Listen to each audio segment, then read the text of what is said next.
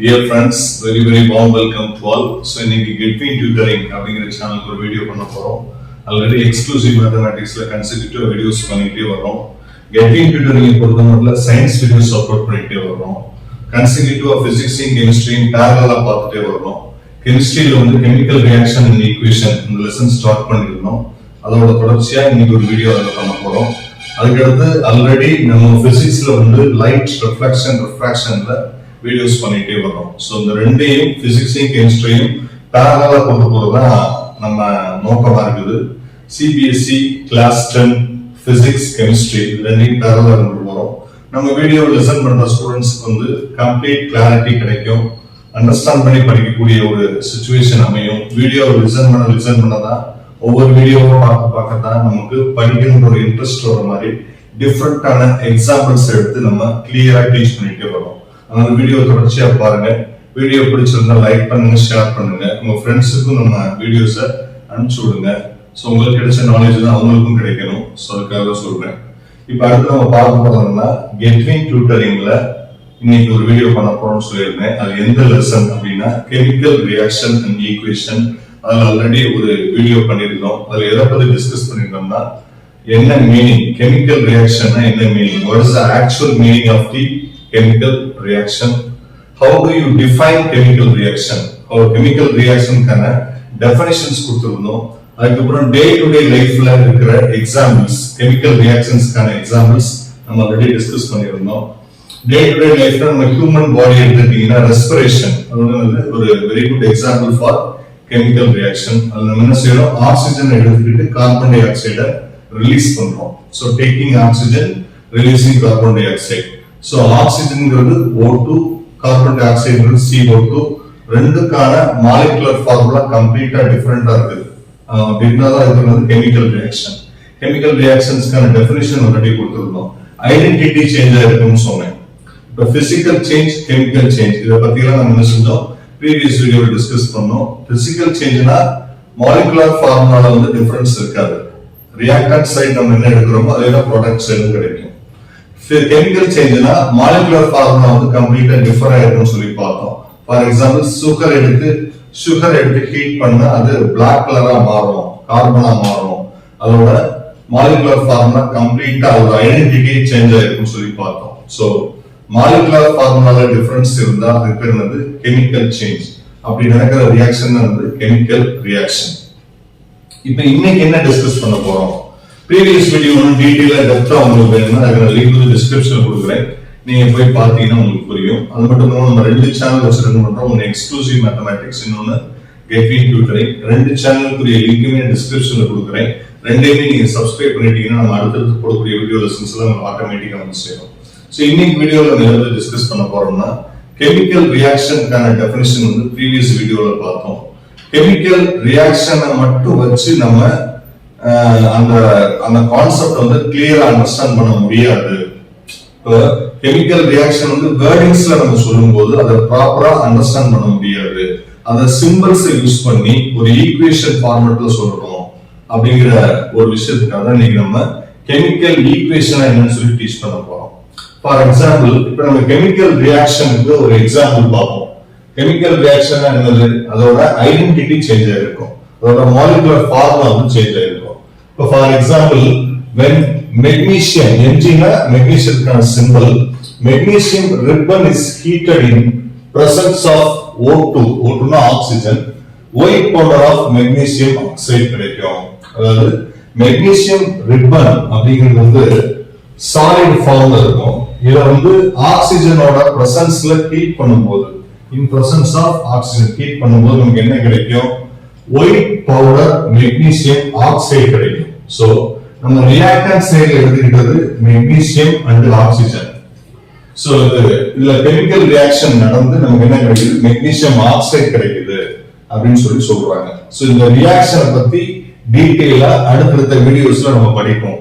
How to recognise chemical reaction, எந்த இடத்துல chemical reaction நடந்திருக்கா இல்லையா அப்படின்னு சொல்லி படிக்கும் போது அதுல சில கான்செப்ட்ஸ் டீடைலா படிப்போம். இப்ப எதுக்கு எழுதி போட்டிருக்கேன்னா கெமிக்கல் ரியாக்ஷனை வேர்ட் ஃபார்மேட்ல எழுதி போட்டிருக்கேன். கெமிக்கல் ரியாக்ஷன் எப்படி போட்டிருக்கேன், when magnesium ribbon is heated in presence of O2 oxygen, white powder of magnesium oxide கிடைக்கும். White powder of magnesium oxide கிடைக்கும் சொல்லி நான் வேர்டிங்ஸ் எழுதியிருக்கேன். சோ வேர்டிங்ஸ் இருக்கிறது வந்து சில பேருக்கு படிக்க பிடிக்காது, வேஸ்டா இருக்கும், அண்டர்ஸ்டாண்ட் பண்ண தெரியாது. சோ சிம்பிளா ஈஸியான ஃபார்மட்ல, அண்டர்ஸ்டாண்டிங் ஃபார்மட்ல சிம்பிள்ஸை யூஸ் பண்ணி எழுதுறது வந்து கெமிக்கல் ஈக்குவேஷன். கெமிக்கல் ஈக்குவேஷன் பாருங்க, கெமிக்கல் ஈக்குவேஷனுக்கான டெஃபினிஷன் பாருங்க. கெமிக்கல் ரியாக்ஷன் வந்து நான் வேர்டிங்ஸ்ல சொல்லியிருக்கேன். வேர்டிங்ஸ்ல சொல்றது வந்து நிறைய பேரால அண்டர்ஸ்டாண்ட் பண்ண முடியாது, புரிஞ்சுக்கிற முடியாது, படிக்கணும்ன்ற இன்ட்ரெஸ்ட் வராது. சிம்பிள் ஓரியன்டா, கான்செப்ட் ஓரியன்டா சொல்றது நமக்கு புரியும். அதுக்கு யூஸ் ஆகுது கெமிக்கல் ஈக்குவேஷன். முதல் பார்த்தது கெமிக்கல் ரியாக்ஷன். ப்ரீவியஸ் வீடியோல டிஸ்கஸ் பண்ணது கெமிக்கல் ரியாக்ஷன். இந்த வீடியோல பார்க்கிறது கெமிக்கல் ஈக்குவேஷன் என்ன, கெமிக்கல் ஈக்குவேஷனுக்கான டெஃபினிஷன் என்ன, கெமிக்கல் ஈக்குவேஷன் நம்ம எதுக்கு யூஸ் பண்றோம், கெமிக்கல் ரியாக்ஷனுக்கும் கெமிக்கல் ஈக்குவேஷனுக்கு என்ன டிஃபரன்ஸ், இது எல்லாத்தையுமே டீடைலா பார்க்க போறோம். கெமிக்கல் ஈக்குவேஷனுக்கான டெஃபினிஷன் பாருங்க. இதுதான் டெஃபினிஷன். கெமிக்கல் ஈக்குவேஷனுக்கான definition short way of representing chemical reaction சொல்றாங்க. Short way of representing chemical reaction, அதான் என்ன சொல்றாங்க, கெமிக்கல் ஈக்குவேஷன் அப்படின்னு சொல்றாங்க. சோ கெமிக்கல் ரியாக்ஷன் நம்ம வேர்டிங்ஸ்ல சொல்லும்போது அண்டர்ஸ்டாண்ட் பண்ண முடியாதனால அது ஒரு ஷார்ட் ஃபார்ம்ல, ஷார்ட் வேல சொல்றதுதான் வந்து கெமிக்கல் ஈக்குவேஷன் அப்படின்னு சொல்றாங்க. இந்த கெமிக்கல் ஈக்குவேஷன்ல வந்து ரெண்டு டைப் ஆஃப் கெமிக்கல் ஈக்குவேஷன் இருக்குது. ஒன்னு வந்து வேர்ட் ஈக்குவேஷன், இன்னொன்னு வந்து skeletal equation. Word equation and skeletal equation, இது ரெண்டையுமே நம்ம செய்ய போறோம், டிஸ்கஸ் பண்ண போறோம். ஃபர்ஸ்ட் வேர்ட் ஈக்குவேஷன் அப்படின்னா என்ன அப்படின்றத நம்ம தெளிவா தெரிஞ்சுக்கிறோம். என்ன சொல்றாங்க, magnesium ribbon is heated, magnesium ribbon is heated in presence of oxygen. O2 னா ஆக்சிஜன், என்ன கிடைக்கும், white powder of magnesium oxide கிடைக்கும் அப்படிங்கறத வேர்டிங்ஸ்ல சொல்லியிருக்காங்க. ஸ்டேட்மெண்ட் ஓரியன்டடா சொல்லியிருக்காங்க, ஸ்டேட்மெண்ட் ஃபார்ம்ல சொல்லியிருக்காங்க. அத நம்ம என்ன செய்ய போறோம், அந்த பர்టిక్యులர் வேர்ட்ஸை யூஸ் பண்ணி நம்ம புரியுற மாதிரி ஷார்ட் மெத்தட்ல படிக்கிறதுக்கு ஈஸியா இருக்க மாதிரி ரெப்ரசன்ட் பண்ண போறோம். அதுதான் கெமிக்கல் ஈக்குவேஷன். இப்ப பாருங்க, magnesium ribbon, magnesium plus oxygen gives magnesium oxide. So this is போட்டுருக்கேன்.